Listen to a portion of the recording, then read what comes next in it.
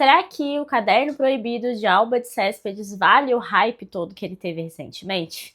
Bom, eu fiz a leitura desse livro aqui no Kindle, como vocês podem ver, eu ainda não adquiri a minha versão física, mas eu queria conversar um pouco sobre esse livro com vocês. É um livro um pouco diferente do que costuma aparecer aqui no canal, né? Tenho tentado variar um pouco as minhas leituras, falei um pouquinho sobre isso no último vídeo de leituras também.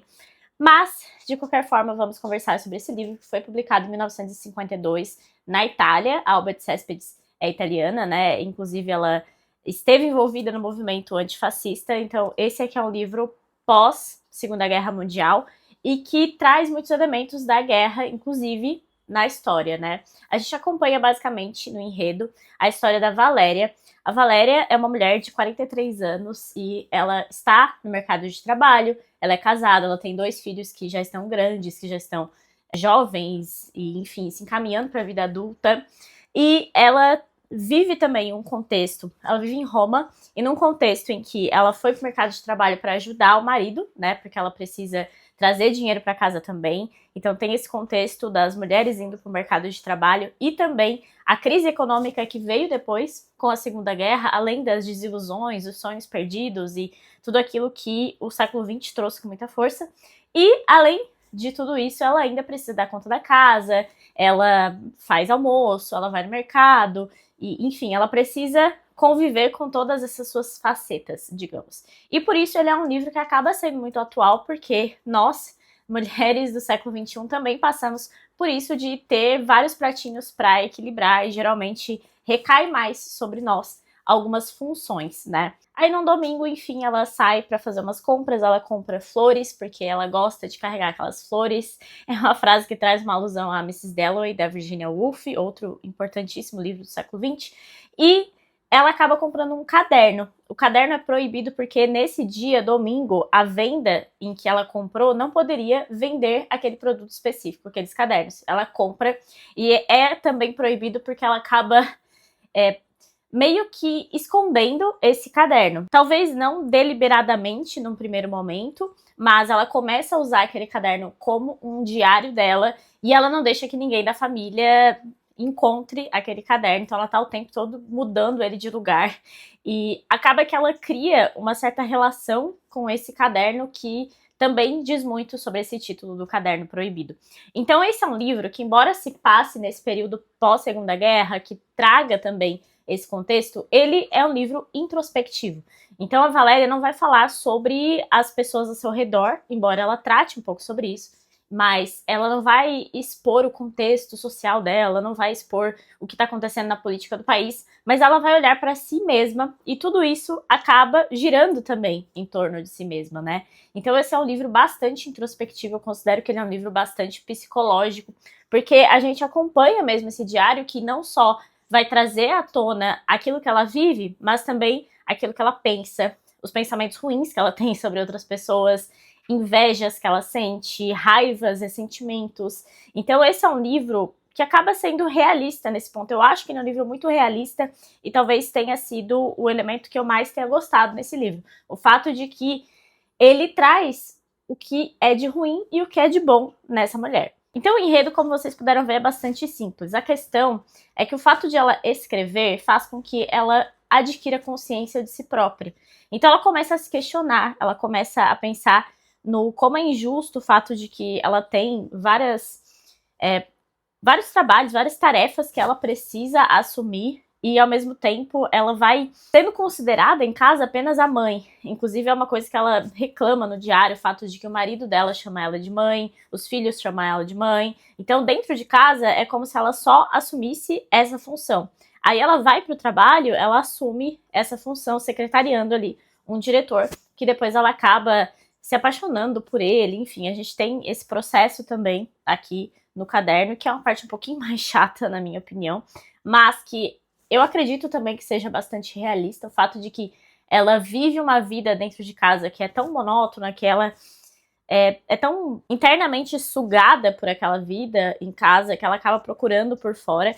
E como eu disse, são vários os defeitos e as coisas erradas que ela faz que também aparecem nesse diário, então não é a ideia de que ela é apenas uma vítima, e também ela acaba perpetuando algumas coisas que ela sofreu e até mesmo na criação que ela teve, a relação com a mãe dela, ela acaba espelhando muito numa das filhas dela. Ela é casada, então, com um homem que se chama Michele. É muito comum que nomes italianos masculinos pareçam femininos, inclusive o meu nome é um nome que é masculino na Itália, mas enfim.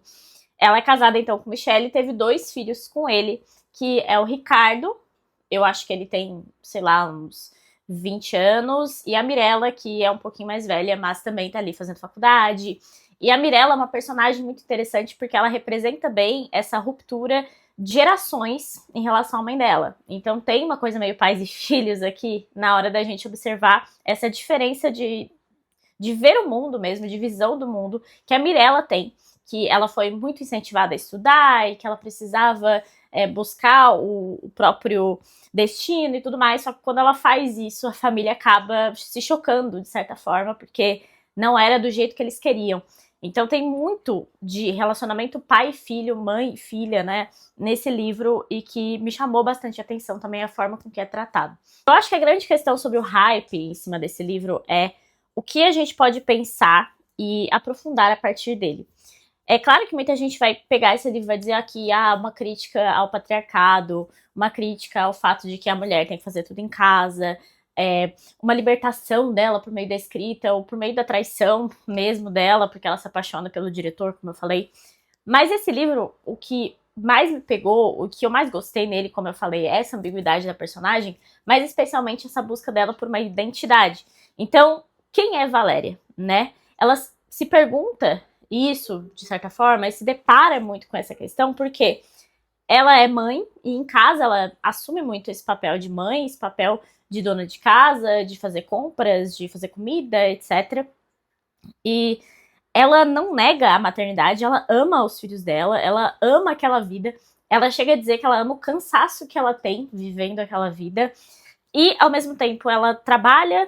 E por que ela trabalha? Porque o marido não consegue sustentar a casa suficientemente, então ela precisa trabalhar, ela foi inserida nesse mercado de trabalho, ela gosta do fato de que ela subiu na empresa, ao mesmo tempo ela se pergunta, né, como que ela chegou ali naquele cargo, se foi só porque é mérito dela, ou se esse diretor já tinha interesse nela desde o início, e aí ela vai sair com as amigas dela, ela se pergunta o que ela representa para essas amigas. Então, em vários momentos do livro, a gente mesmo se pergunta também quem é Valéria, o que ela gosta, o que ela quer fazer, quais são os sonhos dela, quais são os anseios dela. E algumas vezes os sonhos que ela comenta, um objetivo que ela tinha, enfim, parece muito mais uma expectativa que ela criou do que algo que ela realmente queria viver. Então ela começa uma fixação para uma viagem para Veneza, que foi a primeira viagem que ela fez com o marido logo depois de casar. Então, como se fosse um momento de libertação. Só que ao mesmo tempo, ela não pode se libertar de tudo que ela já construiu e ela nem quer. Então esse é o ponto. Ela não quer deixar de ser mãe, ela não quer deixar de viver todas essas facetas que ela construiu para ela mesma, mas ao mesmo tempo ela não se percebe refletida em todas elas, ela não entende quem ela é a partir disso. E aí é uma pergunta que transcende muito mais as questões que a gente pode discutir a partir desse livro. Então, o que define uma pessoa, né? Talvez seja um conjunto de todas essas coisas, os sonhos, o que ela faz e deixa ela feliz, ou será que existe uma grande realização final possível nesse sentido? Não, eu só vou ser feliz quando eu atingir tais e tais metas, ou se a felicidade a gente precisa procurar nas pequenas coisas que acontecem no dia a dia. Enfim, são perguntas que surgem a partir dessa leitura e que, para mim, valeram o hype dessa leitura. Porque é muito fácil chegar e analisar esse livro e dizer, ela tá sendo oprimida pelo patriarcado. Então vamos tirar o patriarcado, vamos tirar esse marido dela aí que seria um fraco, vamos tirar o diretor que ela mesma foi atrás desse relacionamento, vamos tirar os filhos dela.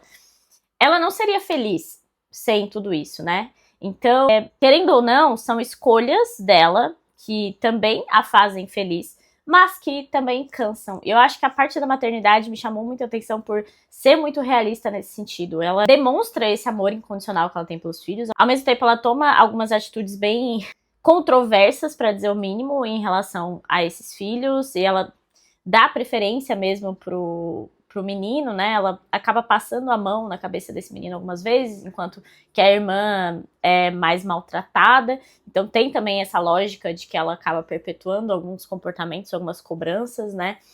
E o final desse livro, ele acaba representando muito bem toda essa ideia de ambiguidade dela, porque ela assume papéis que, a partir da leitura que a gente leu, todo esse tempo lendo uma mulher que tá se libertando dessas amarras, digamos assim, e que começa a se enxergar e começa a enxergar os vários papéis que ela assume, ao mesmo tempo, no final, ela escolhe deliberadamente ali se colocar numa posição que a mantém justamente nessas amarras. Então não é uma questão preto no branco, né? Não é como se a solução fácil desse livro poderia simplesmente ser, não, ela viaja lá com o tal do diretor e esquece a família, abandona a família. Claro que a gente sabe que existem situações dessa, né? Mas isso a tornaria feliz? Ela não entraria em outros ciclos, em outros problemas e outras questões que ela traria para si mesma? Então, é muito mais, para mim, né? O principal ponto desse livro, de fato, a principal ideia que a gente tem para discutir é a questão da identidade. É quem ela realmente é. E se nós não conseguimos ter essa clareza de entender os nossos vários papéis e as nossas várias escolhas, nós nunca vamos nos sentir, de fato, inseridos naquilo que nós nos colocamos, digamos assim. Talvez tenha ficado um pouco confuso, mas eu acho que o ponto principal desse livro mesmo é essa questão mais filosófica da identidade, de como que a gente se percebe no mundo, e o fato de que nós temos vários lugares ao mesmo tempo no mundo, ou nós escolhemos várias coisas diferentes no mundo, também faz parte do que nós somos, né?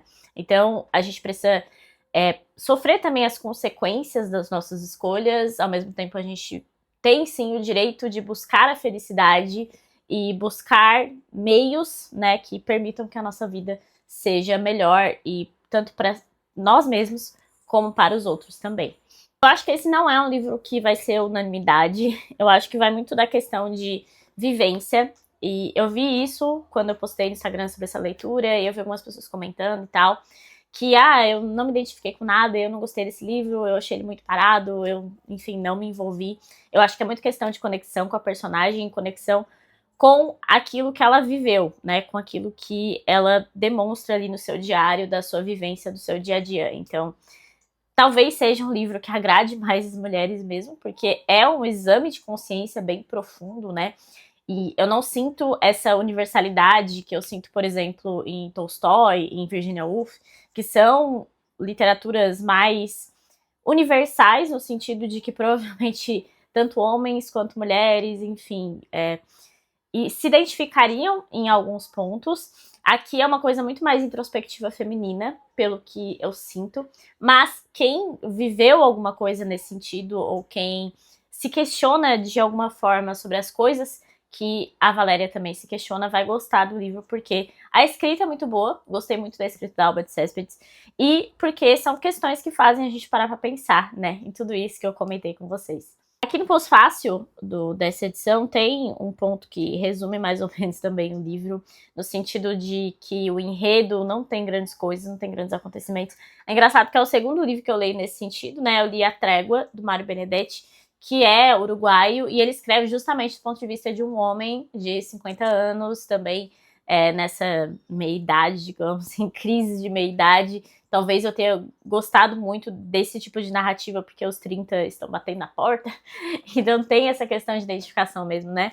Mas aqui diz que a própria Albert Cespedes sublinhou que O Caderno Proibido é um romance no qual não acontece nada, no qual a história está na narrativa, está toda na análise da personagem, e é muito isso. É muito introspectivo e muito psicológico, na minha opinião. E para trazer aqui algumas frases que eu destaquei nessa leitura, que também resumem um pouco a essência do que tem nesse livro, né? Considerei que em toda a casa já não dispunha de uma gaveta, um escaninho para chamar de meu.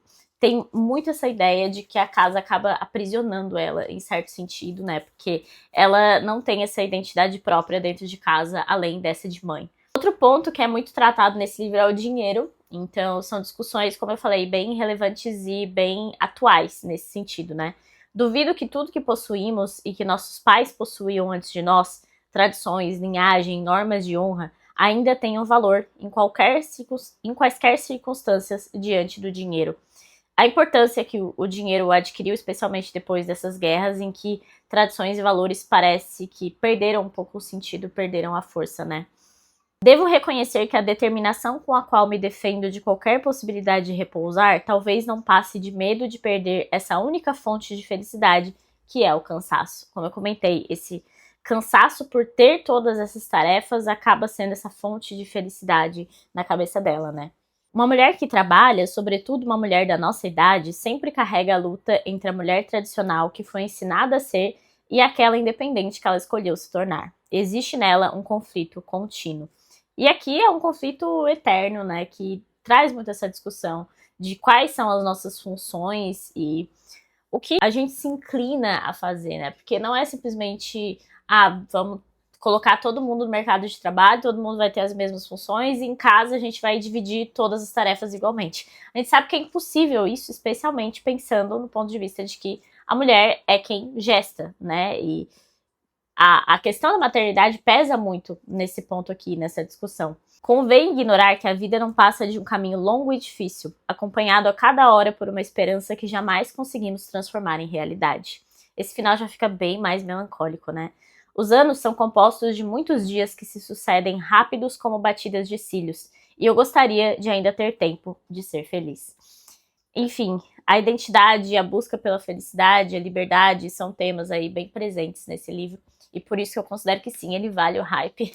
Mas vale também que a gente leia esse livro com muito mais horizontes do que ficar muito nessas discussões simplistas de resolução rápida, digamos. Então, quais são as possibilidades da Valéria? O que ela pode fazer com a própria vida? Será que ela simplesmente abandonar tudo que ela construiu é a melhor forma de ser feliz? E seria uma solução adequada para a vida dela? Enfim, são muitas perguntas e poucas respostas que esse livro nos deixa, e foi por isso que eu gostei bastante aí dessa leitura.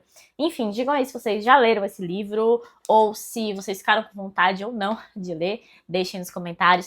Se vocês gostaram desse vídeo, deixem curtida, hype, enfim, tudo isso ajuda bastante aqui o vídeo a aparecer para mais pessoas. Inscrevam-se no canal e até a próxima!